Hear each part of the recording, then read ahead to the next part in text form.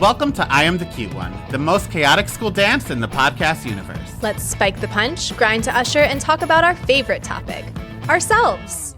Hello, I am Donnie and I am the cute one. And I'm Chelsea and I'm the cute one. And today we're covering I'll Be Home for Christmas. And cuties, we teased and we told you to prepare for Holiday Heart. And I could deal with a Christmas crackhead.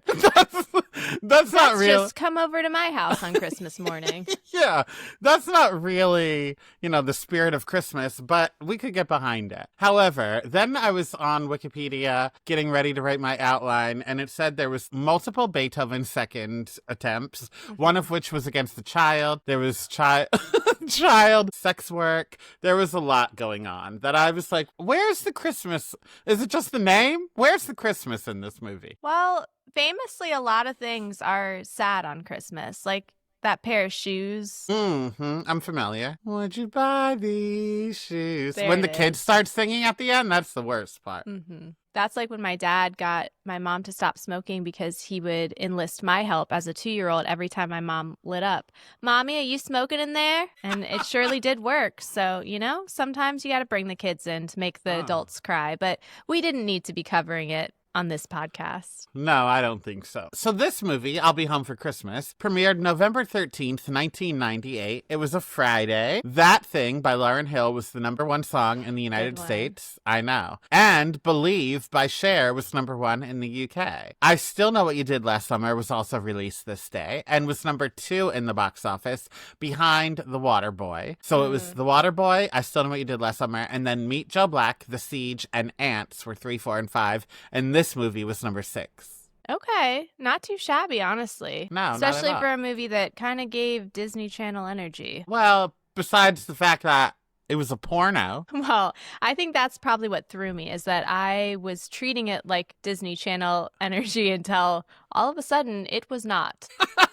And this week, the Powerpuff Girls premiered on Cartoon Network, and Animaniacs and Pinky and the Brain aired their last episodes. We should dress as Pinky and the Brain. How does one do that? I don't know, get mice costumes, but I really feel like we could kill it. Yeah, I would be open to it. Here's my thing. If you can't go Heidi Klum level on a Halloween costume, or if you're not a kindergarten teacher, if you could be a kindergarten teacher and just wear like mouse ears and, I don't know, carry a beaker, and then you're like, oh, we're Pinky and the Brain. That's cute. This is your side job. You barely have money to live. I don't expect you to put money into a Halloween costume. Or go full on out and be Heidi Klum with Pinky and the Brain. But if there's an in-between, I don't want to see that costume. Okay, but imagine me as the Brain with like jowls. Yeah, and when we can Heidi Klum it, we'll do it. But here's the thing, my friend Emily always wants our friend group to be Bugs Life for Halloween. Every year, Bugs Life. Is this the year we Bugs Life? Is this the year we Bugs Life? No, I can safely assure you no year will be the year we Bugs Life. Because what it's going to be is just like, we'll look like the fucking mice from Cinderella, where we're just all in t-shirts that are a little too tight showing our bellies. And then, I don't know, with pipe cleaners attached to the back. Well, don't say it's never going to be the year of Bug's Life. I've been reading up on manifestation because you know that my 2026 goal is to be able to control my witchiness, because I'm just totally out of control. Sometimes my witchiness strikes, but no offense to your sister, why did I need to be the first one before her that knew her pregnancy? That doesn't help my life at all. And so I've been reading up on manifestation, and what you're supposed to do is talk like you already have the thing. So it's Halloween. We have the prosthetics.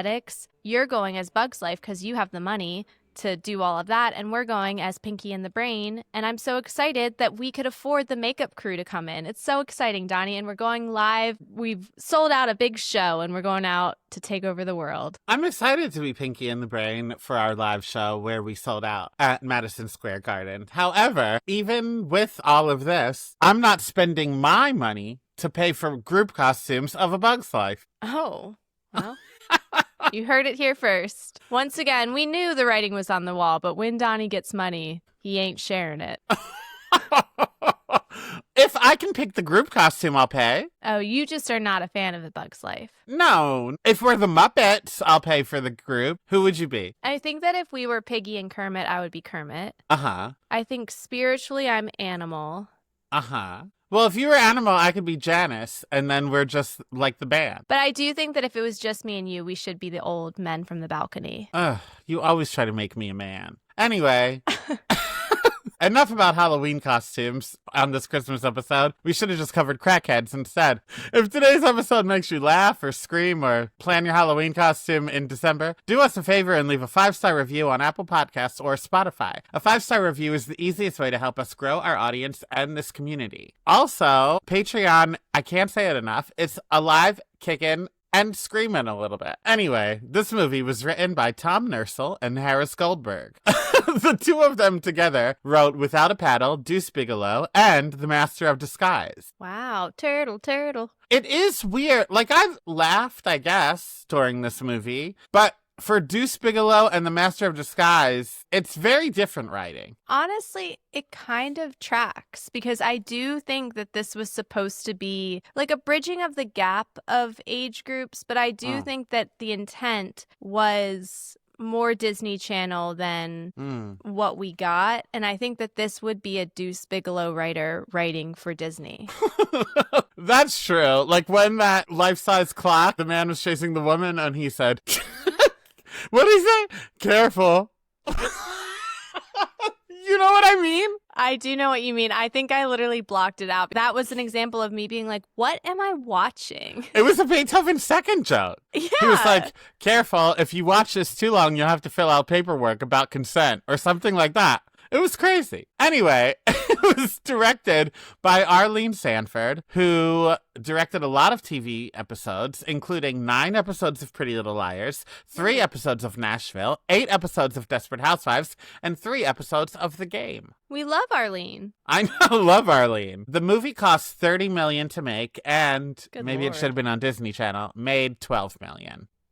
Mm-hmm. Yeah. Roger Ebert, you'll love this. His first word was comparing it to another movie. Great. Roger Ebert gave it 1 star and said, Pleasantville is a movie about a bland 1950s world in which lives go around in circles until time travelers break in with the virus of change. Some writers have attacked the movie, arguing that things were better in the 1950s than they are now. They might enjoy I'll Be Home for Christmas, an exercise in cinematic Ovaltine.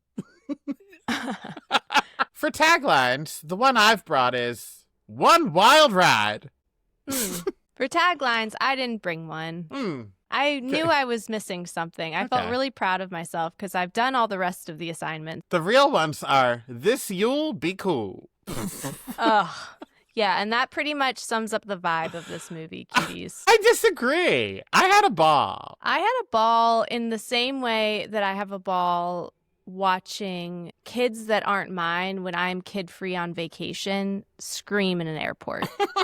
Where I'm just like, ooh, wow. I'm glad I'm watching this for a podcast and not for fun. Huh. No, I had a ball, except, you know, I hate a journey movie because then you never know how far away we are from the destination. At least now I knew we were going East Coast to West Coast. So at least I could gauge No, there. West Coast to East Coast. Oh, yeah. West Coast to East Coast. Then I could gauge, like, oh, we're only in Nebraska. We got some ways to go to New York. Map literacy, good for you. Thank you.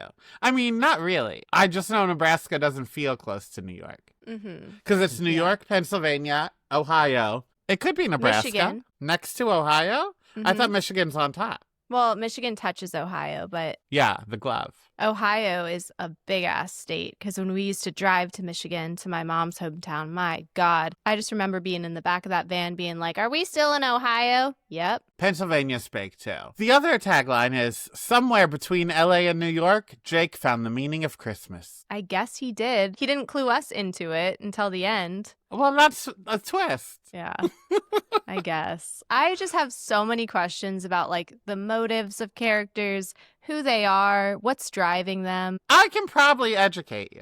This movie spoke to me. Okay, I can't wait. Also, there were no real trivias to... Also, there was no real trivia.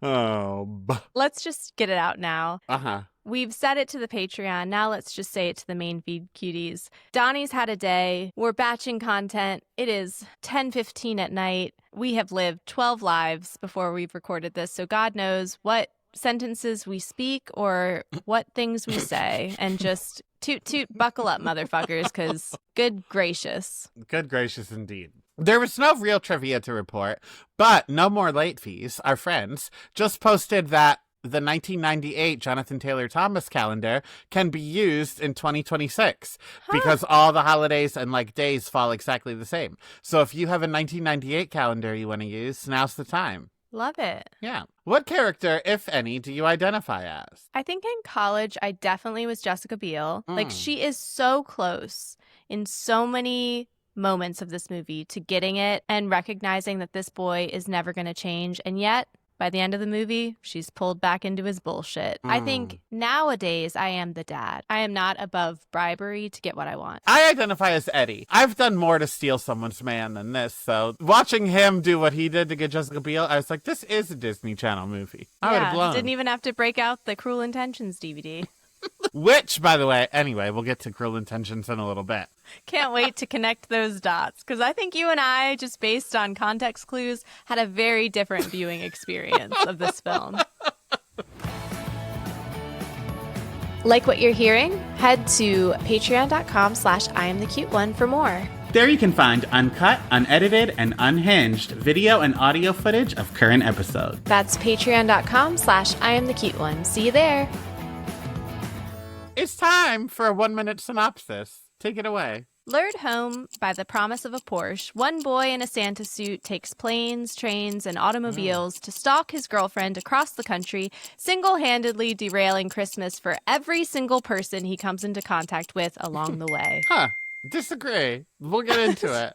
Oh, you don't think the people on the bus were a little pissed when they detoured their Christmas plans for Jessica Biel? Yeah, but what about the marriages he brought back together? Great. Well, I'm so glad that the cop gets to win his wife back after cheating on her. Well, we didn't say it was a good list, but he checked it twice. Let's get into the movie. Wait, no, before we begin. I need to pull a you. What? I need to talk about these opening credits. Okay. Because, number one, a gorgeous, jazzy little tune. Yeah, I love opening credits where we get all the names out of the way. It really, like, brings you into the story. It was an opportunity in the 90s to, like, set the tone of the movie so you knew going in what to expect. But one thing about kids these days, no attention span. And that's coming from me. Because you had said, I think this will be a good one for you to watch with the girls. Yeah. It's super short. Jonathan Taylor Thomas. We know that recently Coco has learned the lore, the generational experience, the canon event of falling in love with Devon Siwa as Casper. Yeah. So we thought perhaps, we could continue her journey of learning. But no, they did not make it through these credits.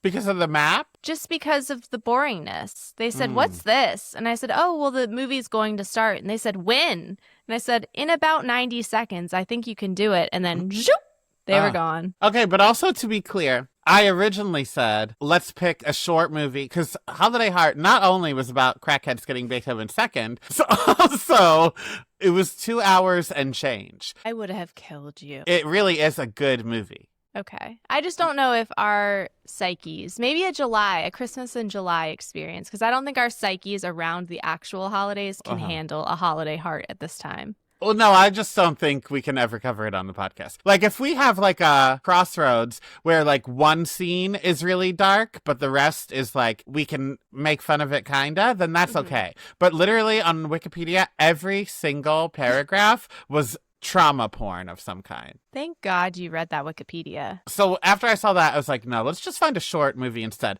So I looked up like Rudolph or Garfield's Christmas or Charlie Brown Christmas, but they're too short. They're like 23 minutes. There was no way we were going to be able to do that. I do think we will have a ton of material covering Rudolph. Really? Oh, yeah, because it is a millennial parent canon event for rewatching that movie for the first time with your children and being like, oh no. Santa is a horrific, like, mob boss.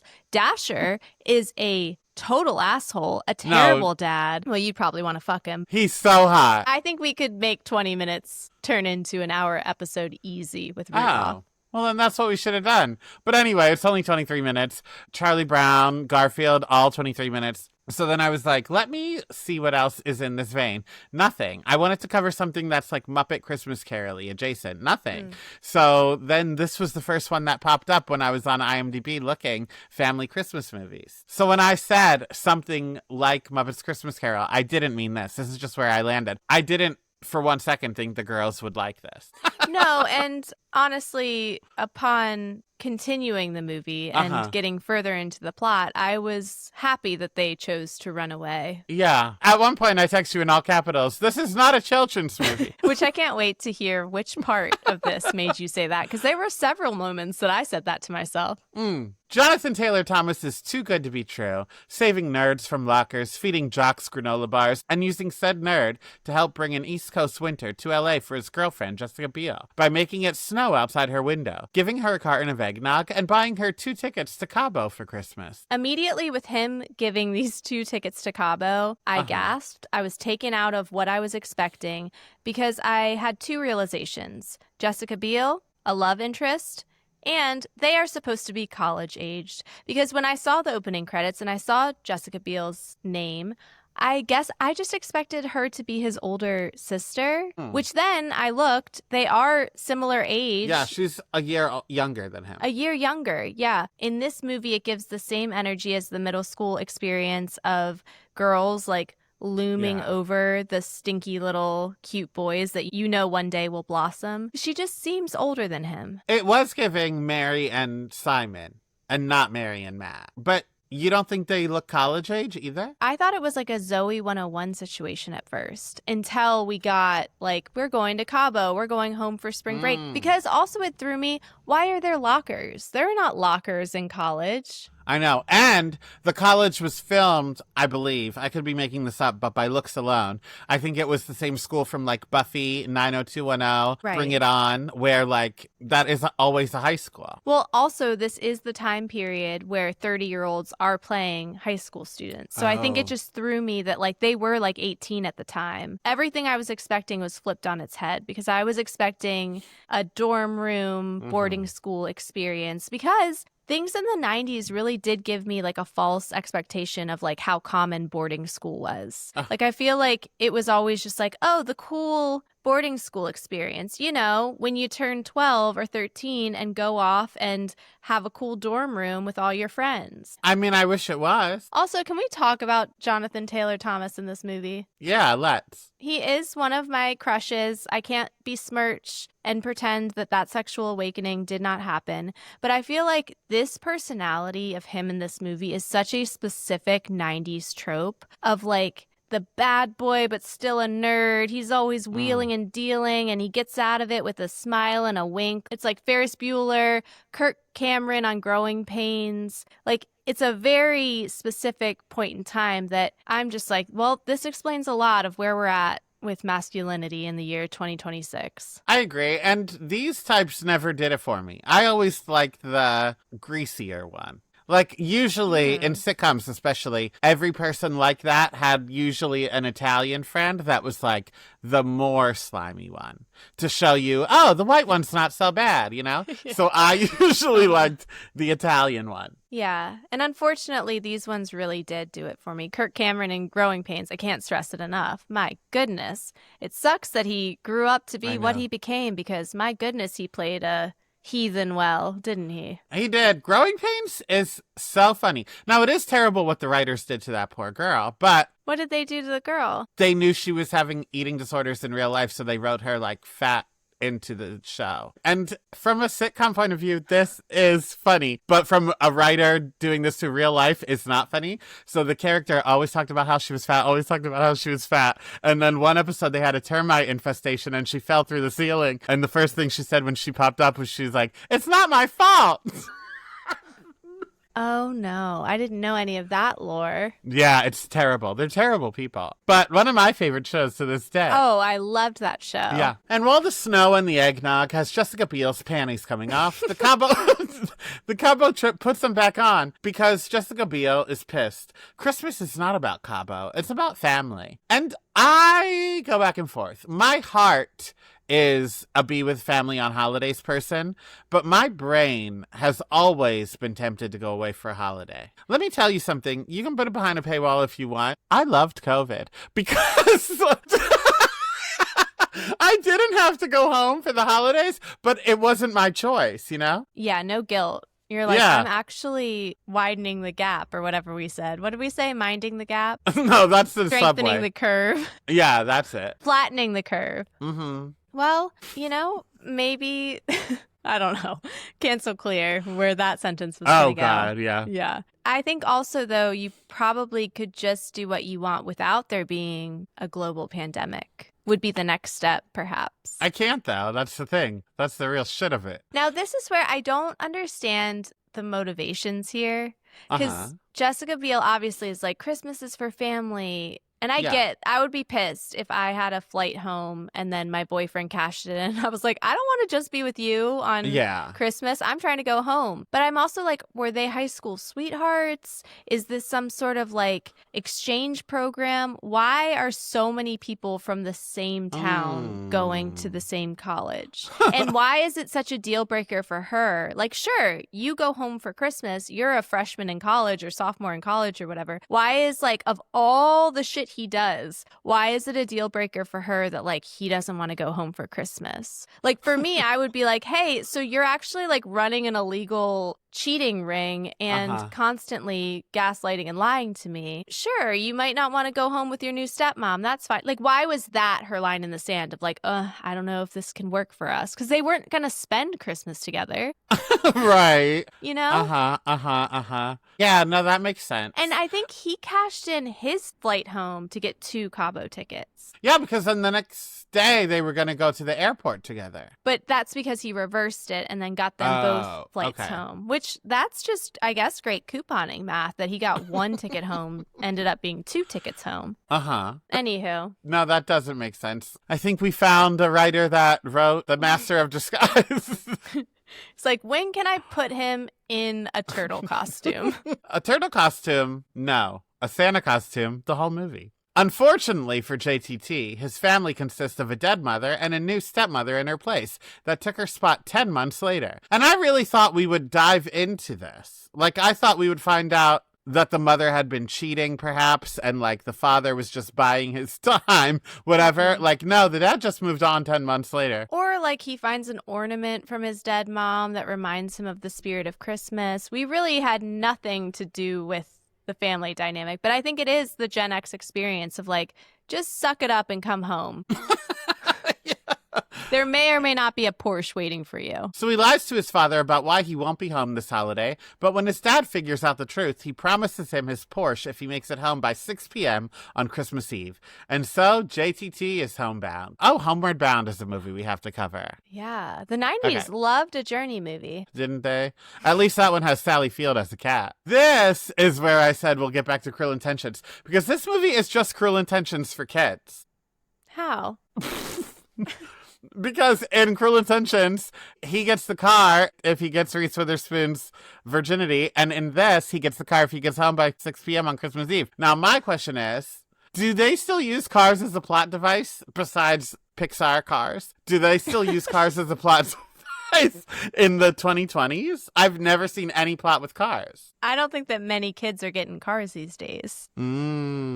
It's not a motivation anymore. I don't even think kids are getting their driver's license. I'm ahead of my time. A trailblazer, I've always said it.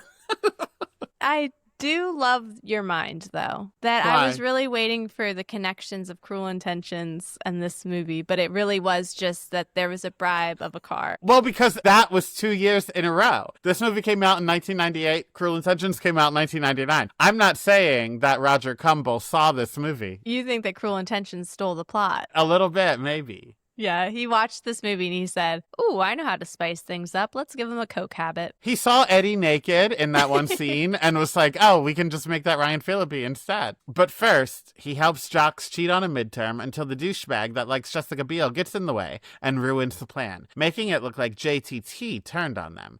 And so, as punishment, they knock him out, glue a Santa suit, beard included, to his body, and leave him alone in the desert overnight. Seems normal. Chelsea, I wrote, I think, but I know for a fact I like the douchebag better than I like Jonathan Taylor Thomas. He's cuter. He's more verbal with what he wants and what he's thinking. Like, is it what Jessica Biel wants to hear? No, but at least he can tell her. He's being honest. Yeah. Yeah, and at the end of the day, and I think this is a lesson any young lady needs to learn, he can quote poetry at you. That actually, more often than not, is a red flag, not a green one. You know, we all went through an E.E. Cummings phase, and I still might be in one because I broke the caps lock on my phone 10 years ago, and now I'm always writing in lowercase letters. But there does come a day where you just say, okay, but like, we're talking about why you won't buy me an engagement ring, and why are you quoting poetry at me, you know? Yeah. I just always liked her name, E.E. Cummings. It was a man, but how feminist of you. Are you sure? Yeah. Let's look what he looks like. E.E. Cummings. Fully a man. Edward Estlin Cummings. Okay, he looks non-binary. Wait, I want to circle back to the almost murder scene because this did not seem comparable. Oh. No. This did not seem like, oh, this happened and therefore this totally equal consequence happened. They knocked him out and left him in the middle of the desert in a Santa suit, no phone, no identification, no water. That could have been attempted murder. A buzzard was there, ready to eat his face the next day. If I were him, I wouldn't be worried about the Porsche. I'd be scooting my ass home to call and say, hey, I've got to report an attempted murder. A hit came out on me.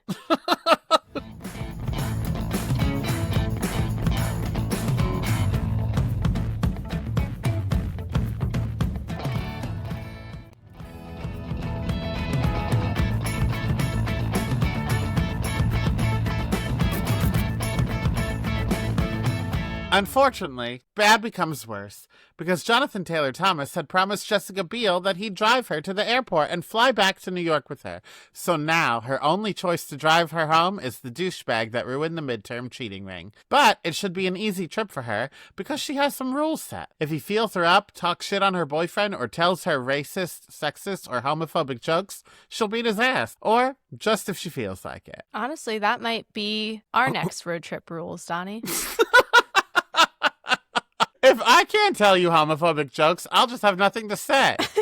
Back in the desert, Jonathan Taylor Thomas calls his dad to tell him the predicament. But because he's lied the past few years, his dad doesn't believe him and hangs up. My favorite thing to do to someone who is a known liar is to call them the boy who cried wolf to their face. I love to compare people to their face to the boy who cried wolf or myself to the little red hen. We've seen the puppet. Yeah, when people don't want to help me and then want my help, I say, what would the little red hen say? Well, and I think that that is what fairy tales are made for. Thank you. To give you a leg up when talking shit or fighting with your friends or spouses. Wait, what did the Billy Goat's Gruff do? I don't know. You are way more familiar with fairy tales than I am. Aesop's Fables. See, I'm not familiar with that lore. I'm more familiar with Hans Christian Andersen. Okay. The Emperor Has No Clothes. Uh-huh. Timely. It seems like Coco would like a fable, though. I feel like she would write her own. She loves Brothers Grimm. Oh, okay. Mm-hmm. The real fucked up ones. The original fairy tales where Cinderella's stepsisters like chop off their feet. Off. Yeah. Love that. The Three Billy Goats Gruff is a classic Norwegian fairy tale about three goat brothers, little, medium, and big, who outsmart a hungry, greedy troll living under a bridge to reach a meadow of sweet grass, with the biggest goat ultimately defeating the troll by ramming him into the river, freeing the way for all to feast. The story teaches lessons about cleverness, courage, and the consequences of greed. Yeah, so I don't know how I'm going to use that against people, but I'll think of it. You're a troll. That's what I'll say to people. Luckily, Jonathan Taylor Thomas is a scam artist and gets a ride to Vegas with a car full of Tom Jones-loving hags whose teeth keep falling out, love pickles, and hate fresh air. I change who I am. I'm anybody in this car. I could only hope. When that makes him barf, he gets kicked out on the side of the road. What's new, pussycat? They ultimately kick him out for barfing. But imagine if a hot young college-age boy got in a car with me. How long do you think he'd last between the Glee cast recordings and the sexual harassment? Well, it depends. I mean, you have been reading a lot of erotic fiction lately. Oh. In a perfect world, It could be the start of one, yeah. it could be the start of one. I think realistically, I don't know. Gen Z is pretty accepting. I think 6 rest stops sooner than he anticipated he would get out. 6 is not bad. No, I think you'd get a couple hours in. Although you do have a way of really beating somebody into submission when it comes to your music taste in general. Also, you do not have a driver's license. So assuming somebody else is in the car, then you really thrive, because then all of the things that if it was just the two of you might make him hit the road, Jack, you really thrive when there's banter back and forth. That's true. But I would get in the back seat with the guy. Well, yeah, when you treat it like an Uber ride and you say, let's rate him 5 stars and roll the windows down, then, you know. So Jake does the most logical thing he can think of. Make Christmas-themed signs requesting to hitchhike. And I say, save those signs for greeting cards. Reindeer on strike isn't going to work. This, I have to tell you, is a college-age Jonathan Taylor Thomas dressed as Santa. I think, if you're asking me... I forgot that you're hot for Santa things. I am. I think his best bet would have been making a sign that say, I'll suck dick for a car ride. He would have got all the way to New York City. Especially, imagine a New Yorker, some gay New Yorker, would have drove him all the way there. Yeah, but then I think he would have to suck dick for a ride. Yeah. Well, I guess this goes back to my the everybody's age-old bi question. Yeah. Oh, now everybody's bi. I always said that. You said everybody's gay, but now that you're bi, everybody's bi. Well, I said everybody's gay because I didn't believe in bisexuality. But now that you believe it, you can dream it. Yeah. Okay. I think that it was a waste of cardboard and a waste of time. Don't you have a thumb? You're not Howie from Big Brother, for God's sake. I hate that I know that reference. I hate you. I hate that you've made me a person that immediately laughed at that because I knew exactly what you meant. I just feel like if you were going to write a sign, again, why do we need to be wheeling and dealing? Why not college student, lost ID, need to get home? What? What? Oh my God. I hit my mouse and it went over, you know, the toolbar at the bottom that has all the apps? Yeah. It went over system settings. So then the word system settings popped up. But I thought it said Stephanie Sanchez and I thought she was messaging us. Like, okay, guys, wrap it up. We're at the 45-minute mark. Producer. That's why I gasped in horror. Well, imagine I've been doing all this work on my witchiness for the power of manifestation, and I fucking just create a person. Stephanie Sanchez all of a sudden has a corporeal body. Oh. I thought you just thought, what a brilliant idea for him to hold up a sign that says, college student, need to get home to New York, please help. Well, that would be good, too. My dad's rich. He's about to give me a Porsche. He can give you $100. Was just mugged and left for dead. Please, I need help. Call the police. Yeah. And I mean, ACAB, like, what's the police officer going to do? Clearly, we see the police needs more from him than he needs from him. But why not just say, hey, I was left for dead. Could you call my dad? He doesn't believe me, but certainly if officer whoever comes, like, hey, I have your son here. He's really been through it. He's not lying. I'm a sturdy, authoritative figure. Yeah. He's just a moron. Because nobody bites, he spends the night in a display of Santa's sleigh in a local town. And sometimes all you need is a new day because the car comes right for him. Literally, as the driver, Nolan, drops a tomato from his burger and runs him over. So as an apology, he offers to give him a ride. But when a car full of possibly Jessica Biel and the douchebag pass them, Nolan speeds to chase them, catching the attention of the police, which isn't great since Nolan's truck is full of stolen goods. Now Coco, whenever we see the police, goes, whoop, whoop. That's the sound of the police. And I really feel like there are moments I know I'm parenting right, and that's that. Yeah. Meanwhile, my sister always used to be taught to say, evening, officer. I know, hate it. He also says, thank you for your service to any army people. And he also says, good day, sister, to nuns. This is why I was so much the way I was. Things are clicking into place. I do love the idea of your sister. She walks in at like 8 a.m. to a Dunkin' Donuts. Evening, officer. To get out of the situation, JTT tells the police the things in the trunk are for the children's hospital in the next town. And since it's the holidays, the police officer escorts them there, where he watches JTT give away vacuum cleaners, VCRs, microwaves, and everything else Nolan stole. Most of the children accept these odd-ass gifts, except for Esteban, who just wants to be reunited with his family. And Esteban's wish warms the hearts of Nolan and the police officer. So Nolan returns home to his woman instead of heading east with JTT, leaving him stranded. Did they ever say where Esteban's family was? No, but I think we can infer. I thought so, but I didn't know if we were told. Luckily, the police officer wants his help getting his wife back after having kissed his ex-girlfriend, so he offers to drive him to Nebraska, where they'll work together to end his separation. Again, normal behavior. And while JTT's plea doesn't work, the help of a local folk band accompanying the police officer to sing his own version of "Oh Christmas Tree" does. And as a thank you, the police officer buys him a bus ticket home. And I know different things do different things for different people. Sure. Put that on a Hallmark card. And stay tuned to see what made me cry in this movie. Yeah, Chelsea, it did. Thank God we didn't cover Holiday Heart. I don't know, that would have probably made me laugh. But this man's song did nothing for me. First of all, the song sucked. Second, you actively see JTT writing it. So all the husband is doing is singing poorly. Yeah. I mean, it was a terrible scene. Yeah. And I don't mean like of a movie, but like if I was there, I would say, oh, what a terrible scene. I would be mad if that lady took him back. I'd be like, lady, love yourself. Can you imagine her poor coworkers? Every day she's coming in talking about this guy. She's finally left him. Then he comes in during dinner service. Christmas weekend disrupts the whole thing. And then she takes him back. I'd be like, I quit. No, yeah, for sure. Do you think this is a restaurant that brings in a Christmas crowd? I couldn't tell. Was she dressed like a mouse? A cow, I thought. Okay.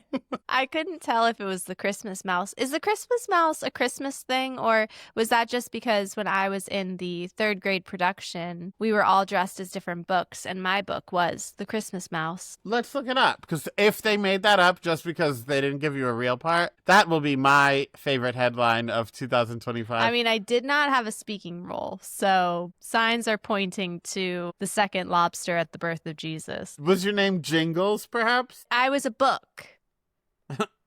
I was a book entitled The Christmas Mouse. Wait, how were you a book? I had a piece of cardboard and I was a book, The Christmas Mouse. I was not the Christmas mouse. Where was your head? Well, my head was above the cardboard. Oh, okay. Yeah, it's real. Well, look at that. There's also a place, I don't know what it is, but there's a place. There's a place in Myrtle Beach called the Christmas Mouse. Well, we've got to get there somehow.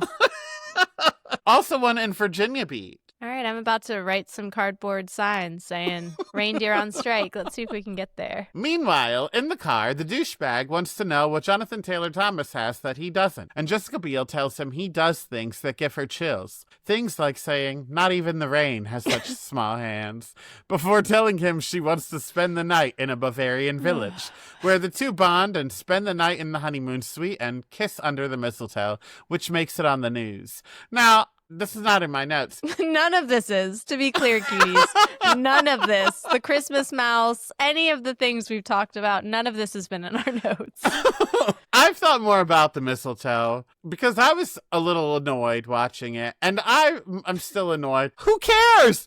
Who cares about mistletoe? Nobody really cares about mistletoe. Anyone that's kissing under mistletoe just wants to kiss. Yeah. People act like mistletoe is a leafy green version of a gun to your head being like, you better fucking smooch right now, bitches. It's a trope in so many movies and TV shows of like, oh no, but my boyfriend, but my husband, but my girlfriend, but I must now. It's like nothing compels you for this. No, you're just horny. And if you're a relative telling someone else to kiss, mind your own fucking business.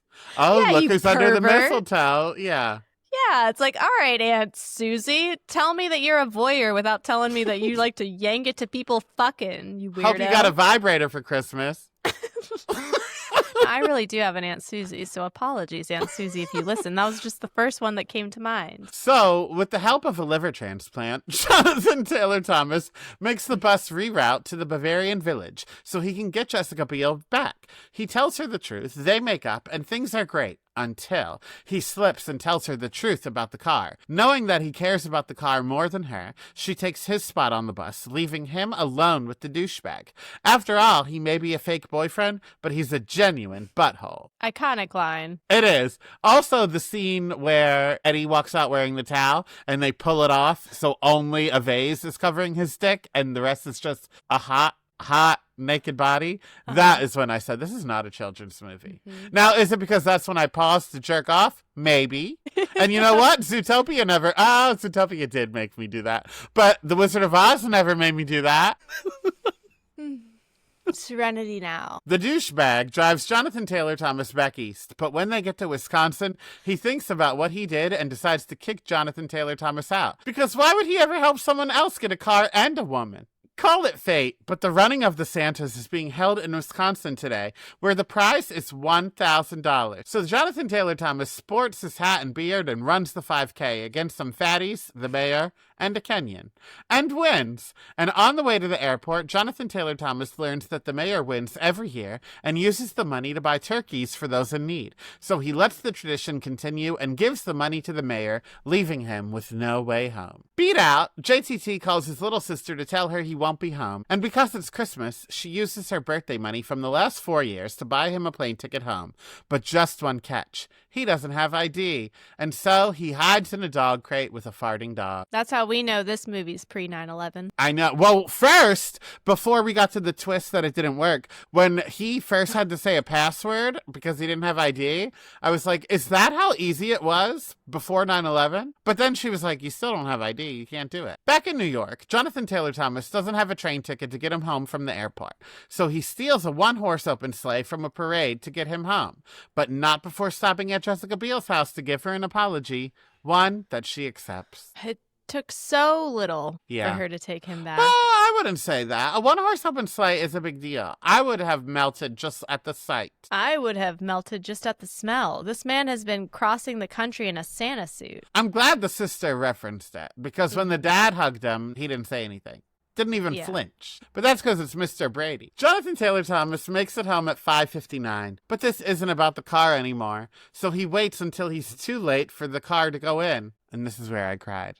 Beautiful. What about this made you cry? He chose his family. He's gonna get the Porsche. Make him choose his family, or say, hey, you get to have a great Christmas with your family and this Porsche gets dropped off of a cliff. Or you get the Porsche. He didn't know he wasn't getting it. He was told if you're not home by 6, you don't get it. So he got home at 6:01. No, I know that. But the Porsche is still in the garage. He's still getting an inheritance. He's still in a family where he's going to get a Porsche. An inheritance unless the reason the dad dies is the car accident. You know, you're always thinking, Nani. That is a loophole. His father offers him the car anyway, but Jonathan Taylor turns it down, telling him he'll fix it up with him over the next few Christmas breaks when he's home. And if that wasn't enough to make me cry, this made me cry too. He also asks his stepmother her sweater size. And guess what? She ate.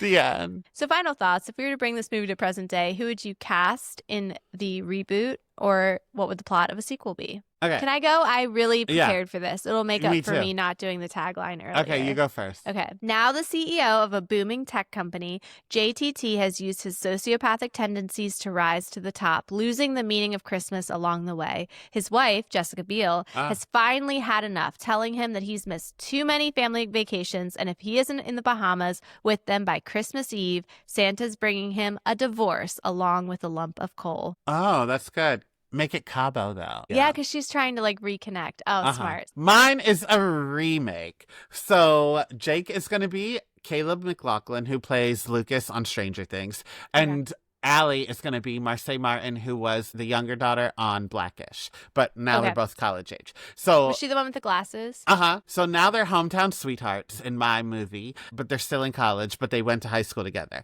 And Jake, who is spoiled and rich, he goes to college in New York, and Allie is like pre-med and serious about college and volunteers on her weekends off, whatever, and she's in California. So while she's doing volunteer work during the holiday season, he's doing like comedic, cringy TikToks and influencer shit until he takes it too far and is semi-canceled. And as punishment, his dad cuts him off financially, and Allie breaks up with him. So to win her back, he'll have to travel to California, and during his travels, he learns the difference between wealth and worth. Wow. Thank you. What's your sweater size? You also ate.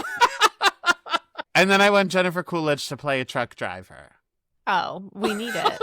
So final thoughts. What about this movie aged well, and what aged like Blockbuster? I think Jessica Biel saying she won't stand for racist, sexist, or homophobic jokes for no reason. Like, they did not need to put that in, but they did. So I was like, good. As far as what aged like Blockbuster, to me, this is a PG Disney movie. So the sexuality, yes, it did make me pause it and jerk off, but the sexuality in it made me uncomfortable. That felt unnecessary. Also unnecessary is the mention of the one random Kenyan in the Santa race. Felt a little odd. Yeah, there was a lot of just like throwaway jokes that we didn't need that were the problematic things. Like, I actually think like of the core plot, sure, the whole personality type of JTT being like adorable and everybody's like, oh, this cutie patootie maybe doesn't age great upon seeing who this type of boy grew into. But all of the problematic shit were truly jokes that did not need to be there in the first place. Yeah. Like the running around of like, you're going to be complicit in this soon or whatever from that clock tower. Cuties, if you know the exact quote, please drop it in the YouTube or Spotify comments, because I also clocked it,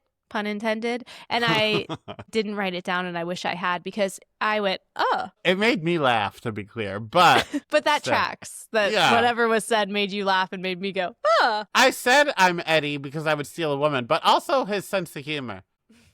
Great. And his hatred of poetry. E.E. Cummings. God bless They, him. them. Next week, we're covering Jumanji. Talk to you later. Love you like a sister. Bye. Thank you for listening to I Am the Cute One. If you want more, head to patreon.com/IamTheCuteOne for uncut, unedited, and unhinged video and audio footage of current episodes, as well as even more bonus content. And if you like what you heard, please be sure to leave a 5-star rating and subscribe to our show. And to help us grow this community of chaotic cuties, share an episode with a friend you think would pass the vibe check. And to see the madness, check out our YouTube channel, where video footage from all current episodes are posted weekly.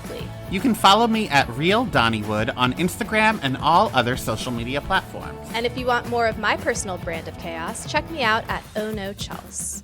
Talk to you later. Love you like a sister.